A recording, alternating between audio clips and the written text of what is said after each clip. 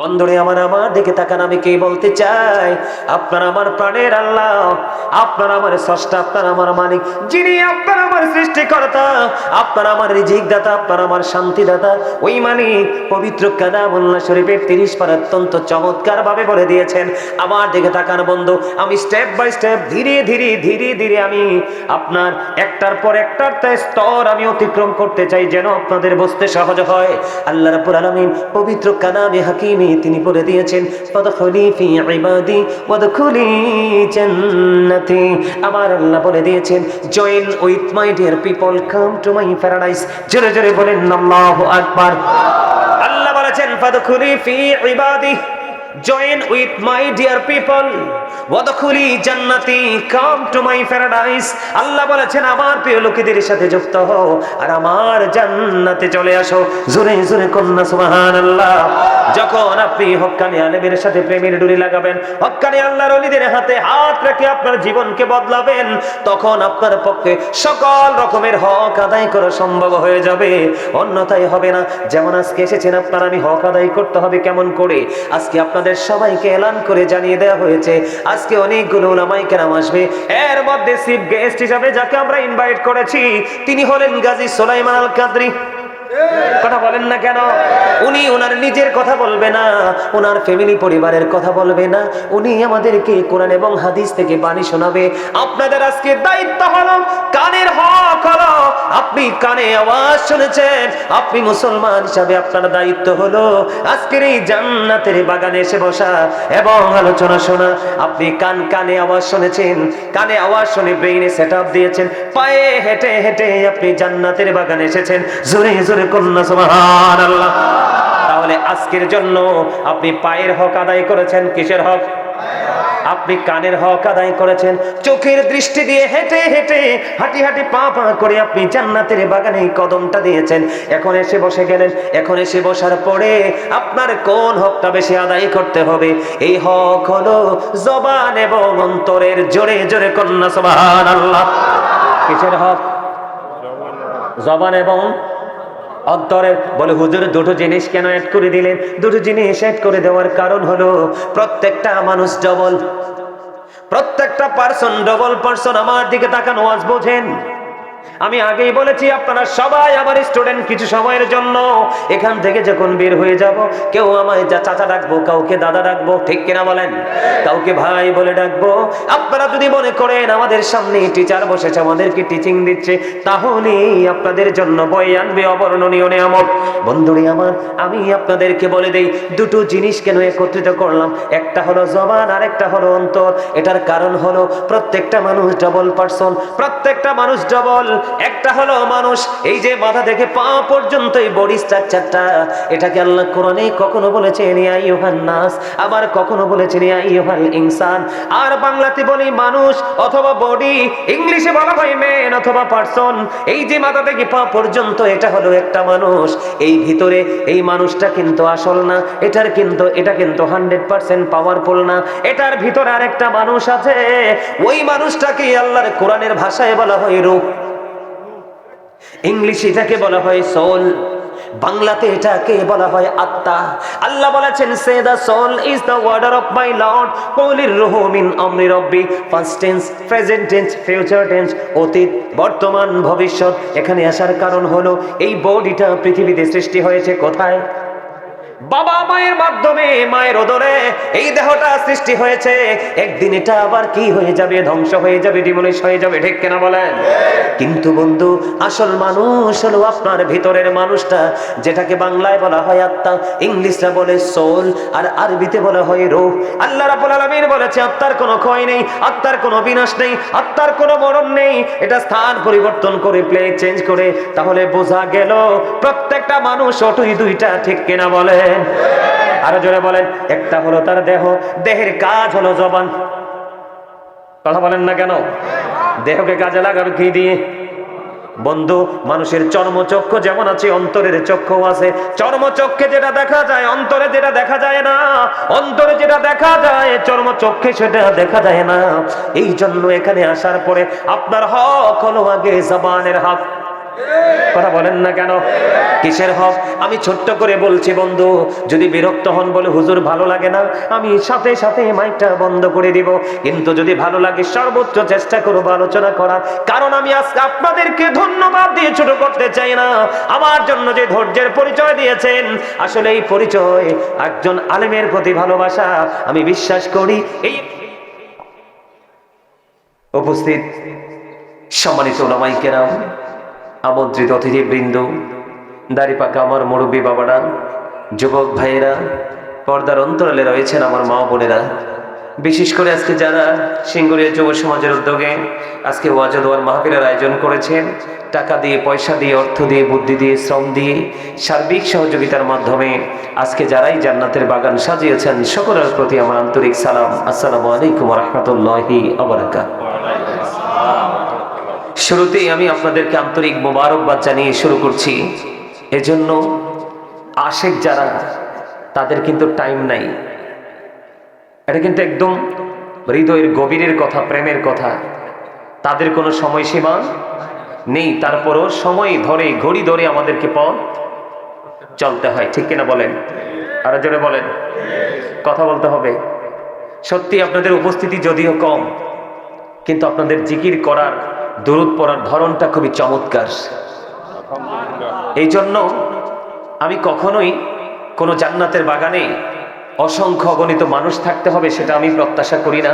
আমি প্রত্যাশা করি একটা, যারাই থাকবে তাদের সিনায় যেন থাকে আল্লাহ এবং আল্লাহ রাসূলের প্রতি প্রেম এবং তাকওয়া।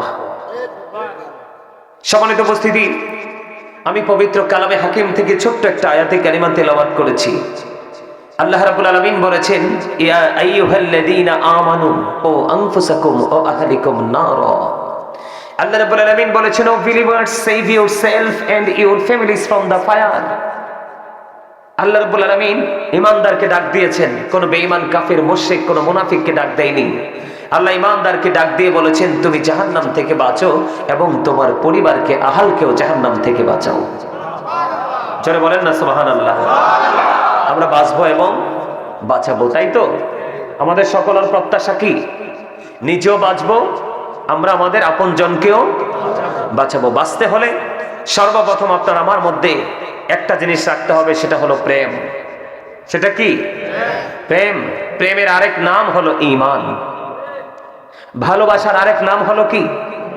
যদি সেই ভালোবাসা আল্লাহ রাসূলের প্রতি এবং আল্লাহ রাসূলের পর থেকে আজকে আমাদের কাছে ইসলাম আসা পর্যন্ত যাদের অবদান রয়েছে, প্রত্যেকের প্রতি আমাদের রেসপেক্টের জায়গা থাকতে হবে, ঠিক কিনা বলেন? আরো জোরে। আর দ্বিতীয়ত থাকতে হবে আপনার আমার মধ্যে তাকওয়া, আপনার আমার মধ্যে ভয়। তাহলেই আমরা কি হতে পারবো? সফল হতে পারবো। আপনাদেরকে আমার কথার দিকে মনোযোগ নাই? দুরুদের সময়, জিকিরের সময় কিন্তু আমার কাছে অসম্ভব ভালো লাগছে। আশা করি আপনারা আলোচনাও শুনবেন মন দিয়ে। শুনবেন তো? আরো জোরে। শুনতে হলে কিন্তু শর্ত মানতে হবে।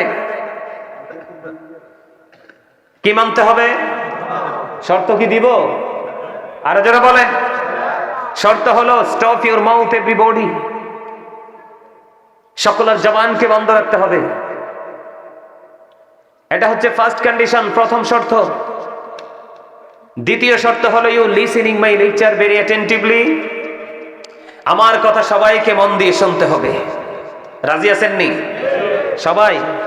কারণ আপনারা সবাই যারা এখানে আছেন, আমার বাবার বয়সী, দাদার বয়সী, আমার স্টুডেন্টদের বয়সী। এই মুহূর্তে আপনারা সবাই কি আমার কাছে? আপনারা সবাই এই মুহূর্তে স্টুডেন্ট, ছাত্র। তোমার ঠিক তো সবাই বলেন নাই? রাত কি বেশি হয়েছে? আরে ভাই, মোবাইল নিয়ে এখনকার ছেলেরা রাত্র 2টা 3টা পর্যন্ত সজাগ থাকে। আছে না নাই? এমনও যুবক আছে সারা রাত্র ফজরের আজান দিলে সে ঘুমাইতে যায়। যায় কি যায় না? আরে জোরে, যায় কি যায় না? তো অন্য সব সময় আমরা আমাদের সময়কে মানে অকাজে ব্যবহার করি, যেটা গ্রহণযোগ্য নয়। কিন্তু আজকে যে এখানে আসা এবং বসা, এই পুরোটাই আপনি হেঁটে এসেছেন, এটাও আপনার জন্য নিয়ামত। বলে হুজুর কেমন করে? আপনার আমার প্রাণের রাসূল তিনি জানিয়ে দিয়েছেন, বন্ধু বুখারী শরীফের মধ্যে এসেছে, আমার নবী আপনার নবী দু জাহানের বাদশা নবী রাহমাতাল লিল আলামিন তিনি বলে দিয়েছেন, আল্লাহর বান্দা যখন আল্লাহর জিকির করার জন্য ওই জিকিরের জলসার দিকে হেঁটে হেঁটে আসে, আল্লাহর হাবিবকে একটা ডাক দিয়ে বললেন, হাবিব আপনি জানিয়ে দেন গো আমার যেই বান্দাগুলো আমি আল্লাহর দিকে জিকির করার জন্য হেঁটে হেঁটে আসে, আমি আল্লাহ আমার ওই বান্দার কাছে দৌড়ে ছুটে আসি। বুখারী শরীফের হাদিস, হাদিসের রাবী হলেন হযরত আবু হুরায়রা রাদিয়াল্লাহু তাআলা আনহু। আপনারা সবাই জানেন আমরা আজকে মাহফিলে এসেছি, কিন্তু সত্যিকার অর্থে আমরা সবাই মাহফিলে আসিনি, আমরা এসেছি আল্লাহর দিকে। কথা বলেন না কেন? কার দিকে? আল্লাহর দিকে বন্ধু, হেঁটে হেঁটে এসেছি। এই কারণে আমি তো ওই দিকে এত বেশি কুয়াশা দেখেছি, আমি মনে করেছি মানুষ নাই, চলে যাবে। কারণ এখনকার মানুষের ঈমান আগের মানুষের ঈমানের চাইতে দুর্বল। ঠিক কিনা বলেন? আর জয় আমার কথা ঠিক না ঠিক? দিন যত যাবে ঈমান তত দুর্বল হবে, আমলের দিক দিয়ে মানুষগুলো দুর্বল হবে। গোটা পৃথিবীর চারপাশে আল্লাহর গজব আমাদেরকে গ্রাস করে ফেলবে, আর দিন ঘন ঘন পৃথিবীতে গজব আসতে থাকবে, শান্তি আমাদের জীবন থেকে আল্লাহ কেড়ে নিয়ে যাবে। বলে হুজুর কেন কেন গো? এটার কারণ হলো বন্ধু, ইন্না দীনা ইনদাল্লাহিল ইসলাম, ইসলাম হলো আল্লাহর মনোনীত ধর্ম। আজকে আমরা সেই ধর্মের চর্চা থেকে দূরে সরে গেছি। কথা বলেন না কেন? আওয়াজ দিয়ে কথা বলতে হবে, কারণ আল্লাহ রাব্বুল আলামিন আমাকে একটা আওয়াজ দিয়েছে, হুজুর আজকে হকের আলোচনা করবেন। আমি যদি আজকের এই জান্নাতের বাগানের কথা বলি, এই সিঙ্গুরিয়া গ্রামের মানুষগুলোর কথা বলি, আমি যদি তাদেরকে বলি আজকে যারা কোন ধরনের কোন অজুহাত নিয়ে ঘরে বসে আছে, এই জান্নাতের বাগান থেকে দূরে সরে আছে, তারা তো তাদের সঠিক হক আদায় করে নাই। কথা বলেন না কেন? আরো জোরে বলেন। কারণ হলো ইন্না দীনা ইনদাল্লাহিল ইসলাম, Islam is not only a religion but also complete code of life. ইসলামের মধ্যে রয়েছে আপনার আমার পরিপূর্ণ এবং পূর্ণাঙ্গ জীবন ব্যবস্থা। এখন আপনি সেই ইসলামকে বুঝতে হলে আপনি কোথায় যেতে হবে? আপনি যদি সত্যিকারের হক আদায় করতে চান, তাহলে আপনি ট্রেনিং দিতে হবে, ক্লাস করতে হবে। এটা সত্যিকার অর্থে আমরা এসেছি আল্লাহর দিকে, আর ক্লাস নিচ্ছি দুনিয়া এবং আখিরাতের জন্য। ঠিক কিনা বলেন? বন্ধুরি আমার, আপনি ইসলামকে বুঝতে হলে ওই আপনার সেই যোগ্য দক্ষ আপনার টিচার লাগবে। আল্লাহ রাব্বুল আলামিন বলে দিয়েছেন, আমি তোমাদের জন্য চির অমর করে একজন টিচার দুনিয়ার বুকে পাঠিয়েছি। ওই টিচারের নাম কি জানেননি? ওই টিচারের নাম হলো সরকারে মদিনা, ইমামুল মুরসালিন, রাহমাতাল লিল আলামিন, নূরুন আলা নূর নবী মুহাম্মদুর রাসূলুল্লাহ সাল্লাল্লাহু আলাইহি ওয়াসাল্লাম। জোরে জোরে বলুন না সুবহানাল্লাহ। হকটা কিভাবে আদায় করবেন টেকনিক শেখাচ্ছি, কারণ আপনাদেরকে আমি প্রাথমিকভাবে ইনস্ট্রাকশন দিব, তারপরে আমি আমার মূল আলোচনায় যাব। বন্ধু, আল্লাহ রাব্বুল আলামিন বলেছেন, তোমরা তো ইসলাম এমনি এমনি বুঝবে না, আমি তোমাদের জন্য চির অমর করে একজন টিচার দুনিয়াতে পাঠিয়েছি। হুজুর ওই টিচার কে গো? ওইটা হলো আপনার আমার প্রাণের নবীজি। আল্লাহ রাব্বুল আলামিন বলেছেন, হি হো ওবিস দা এবস্টিল ওবিস আল্লাহ। যেই ব্যক্তি রাসূলের নির্দেশ মানলো, সেই যেন আল্লাহর নির্দেশ মানলো। আল্লাহর কোরআনে এইভাবে বলেছে, মাইয়ুতি'র রাসূলা ফাকাদ আতাআল্লাহ। জোরে জোরে কন্না আল্লাহু আকবার। আপনি যদি রাসূলকে মানতে পারেন, তাহলেই ওটা আল্লাহ মানা হয়ে যায়।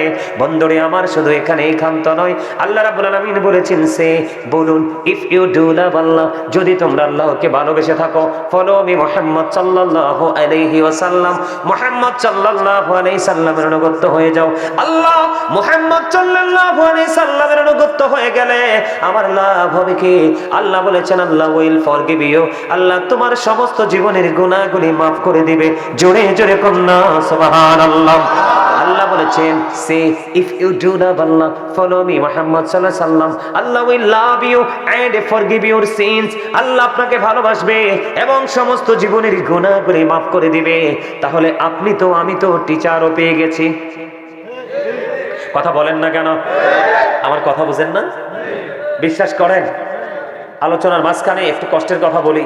আপনাদেরকে পাইছি, মনটা দুঃখ নিয়ে আসছি। ওই যে মাহফিলটাতে গেছি, ওয়াদুদ ভাইকে বলছি, ভাই আমার একটা মাহফিল আছে, এই কথা বলা যাবে না। মাহফিলটাতে গেছি, ওদের সাথে কথা এসার পরে ধরবো, জাস্ট 9টা মাইক ছেড়ে দিব। আমি আমার সময় মতো চলে গেলাম, সময় মতো মাইক ধরলাম।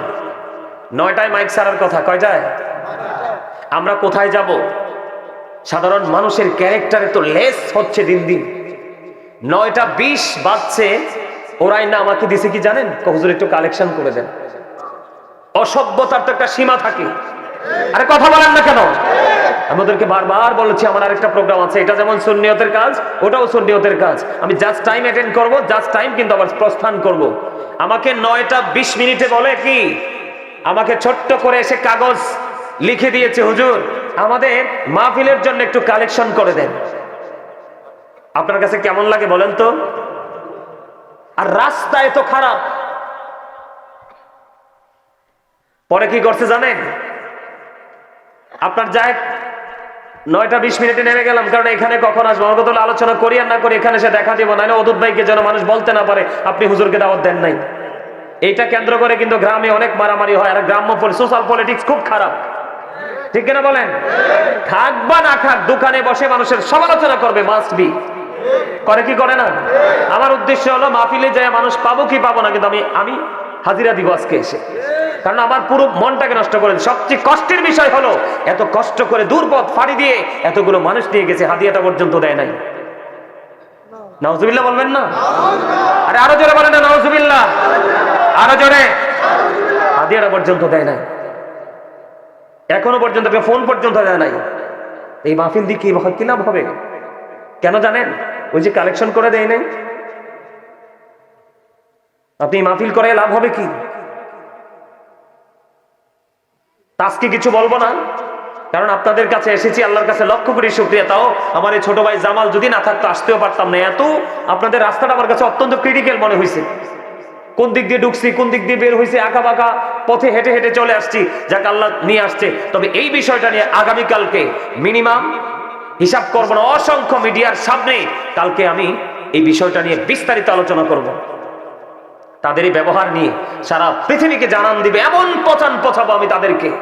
এই গ্রামে যেন কোনোদিন কোনো আলেম এসে আর অপমানিত হতে না হয়। আপনারা বলেন আমার কি দোষ আছে? কথা বলেন। মাইক ছাড়ার কথা কয়টায়? 9:20 হয়ে গেছে। 20 মিনিট এসে নামাতো থাক দূরের কথা, আমাকে বলো হুজুর কালেকশন করে দিয়েছেন। মাহফিল কি ব্যবসার জায়গা? আমার কাছে তো মনে হয় ওদের এটা ব্যবসার জায়গা। যদি ব্যবসা মনে না করতো তাহলে তো আগে খামটা আমার হাতে ধরাই দিত। আমি ইয়ে দিব কোত্থেকে? ড্রাইভারকে ইয়ে দিব কোত্থেকে? ভাড়া দিব কোত্থেকে? আমার পকেট থেকে। এই জন্য বললাম আলেমদের সাথে পথ চলতে, কথা বলতে মেপে সীমারেখা বজায় রেখে কথা বলা উচিত, কাজ করা হিসাব করে উচিত। আল্লাহ বলেছেন ইন্নামা ইয়াখশাল্লাহা মিন ইবাদিহিল উলামা। পৃথিবীর বুকে যত মানুষ আছে আল্লাহর কাছে সবচেয়ে প্রিয় হলো আলেমরা। তার কারণ হলো এই দুনিয়ার বুকে দাড়ি কমা ঠিক রেখে একমাত্র পথ চলে আলেমরা। এটা আল্লাহর কথা। কারা? সাধারণ মানুষ যারা। হ্যাঁ, আলেমের মধ্যে কিছু ব্যতিক্রম তো থাকেই, এটা তো সব জায়গায় সব সেক্টরে আছে, আছে না নাই? আপনাকে যে আলোচনাটা করতে চেয়েছিলাম, প্রসঙ্গটা আসছে এজন্য বলে দিলাম। আপনার এখন আমার রাসূলকে আল্লাহ রাব্বুল আলামিন কি হিসাবে পাঠাইছে? আপনার ওয়াজ মুখস্থ করতে হবে, তো ব্রেইনে সেটআপ দিতে হবে, কারণ এটা শুটিং স্পট না। এখান থেকে আপনি দুনিয়া এবং আখিরাত দু জাহানকে চিনে যাবেন। তো এই জন্য এই কথাগুলো আপনাকে অত্যন্ত মনোযোগ দিয়ে শুনতে হবে। তো এখন আমি রাসূলকে পেয়ে গেলাম শ্রেষ্ঠ শিক্ষক হিসাবে, কিন্তু রাসূল পর্যন্ত পৌঁছাবো কিভাবে? প্রশ্ন আসে না নাই? আরো জোরে বলেন। আমরা যে রাসূলকে তো আল্লাহ শিক্ষক হিসেবে পাঠালো, এখন এই রাসূলের কাছে আমরা যাব কি করে? আল উলামাউল ওয়ারাসাতুল আম্বিয়া। নবীর ওয়ারিস হলো আলেমরা। কারা? সব আলেম না, হক্কানি আলেম। মনে রাখবেন ৭৩ দল হবে শুধু মুসলমানের, ৭২টা দল যাবে জাহান্নামে, মাত্র একটা দল যাবে জান্নাতে। যেই দলের নাম রেখেছেন আমার রাসূল আহলুস সুন্নাহ ওয়াল জামাত। রাসূল বলেছেন আহলুস সুন্নাহ ওয়াল জামাত ইজ দ্য বেস্ট পার্টি। শ্রেষ্ঠ দল হলো সুন্নি দল। এই দলের জন্য গুড নিউজ হবে, ইউ গো টু প্যারাডাইস। ওরা জান্নাতে চলে যাবে, আল্লাহ ওয়ার্ডার করে দিবে। জোরে জোরে কোন সুবহানাল্লাহ। আহলুস সুন্নাহ ওয়াল জামাতের অন্তর্ভুক্ত হতে না পারলে চলে যেতে হবে কোথায়? আরো জোরে। You have to go to হেল।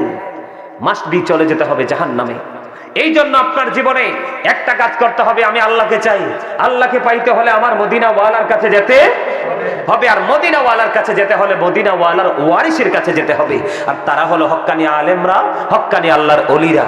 আপনারা আল্লাহর ওলিদেরকে বিশ্বাস করেন তো? এই দেশে অনেক মানুষ বের হয়েছে, নতুন নতুন অনেক বড় বড় দাড়িওয়ালা টুপিওয়ালা বের হয়েছে, আল্লাহর ওলিদের বিরুদ্ধে কথা বলে, আছে না নাই? আরো জোরে বলেন। মনে রাখবেন, হক্কানি শব্দটা বারবার কেন বলছি? আল্লাহ রাসূল বলেছেন কিয়ামতের আলামতের মধ্যে অন্যতম একটা আলামত হলো আলেমরা। কারা? রাসূল বলেছেন যারা দুনিয়া লোভী হবে, অর্থ লোভী হবে, তারা অর্থের জন্য, সুবিধার জন্য মন গড়া বক্তব্য দিয়ে দিয়ে সাধারণ মানুষকে পথভ্রষ্ট করে দিবে। এইরকম বক্তব্য দেয়নাওয়ালা বাইর হয়েছে কি হয়েছে না? আর যারা বলেন, তা আমাদেরকে কি করতে হবে? আলেমদের কাছে যেতে হবে। আলেমদের কাছে যখন যাব, আমরা যখন তাদের কাছ থেকে টিচিং নিব, তখনই আমরা কিভাবে কোন হক আদায় করতে হয় সেটা আমরা জানতে পারবো। ঠিক কিনা বলেন? আরো জোরে।